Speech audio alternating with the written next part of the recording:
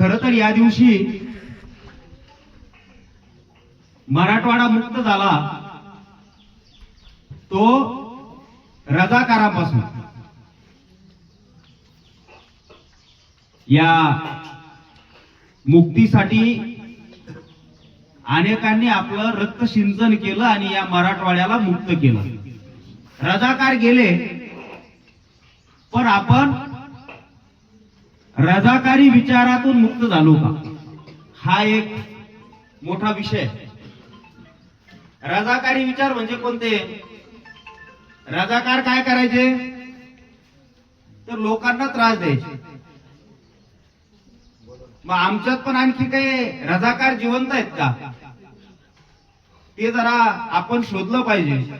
आपण आपल्या स्वतःमध्ये रजाकारी विचार जिवंत आहेत का ते शोधलं पाहिजे। रजाकार गेले, पण रजाकारी पण गेली पाहिजे। आता आपण साधा विषय घेऊ। अनेकदा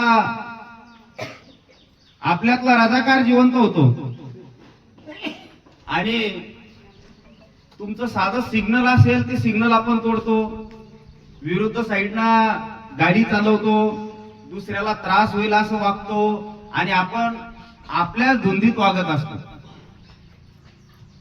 तर जरा या रजाकाराबरोबर आपले रजाकारी विचार पण आता त्या रजाकारी विचारातून पण मुक्त झालं पाहिजे असं या निमित्तानं मला वाटतं। म्हणजे रजाकारीचा पहिला नियम काय की प्रत्येक नियम तोड, दुसऱ्याला त्रास कसा होईल असं वागणे। तर या निमित्तानं आपल्या सर्वांकडून ती अपेक्षा व्यक्त करतो की मराठवाडा मुक्ती संग्राम दिनाच्या निमित्तानं येणाऱ्या याच्यामध्ये आपल्यातली रजाकारी पण मुक्त हो अशी आशा व्यक्त करतो। आपल्या वतीनं पुनश्च एकदा हुतात्म्यांना विनम्र अभिवादन करतो आणि थांबतो। जय हिंद, जय भारत।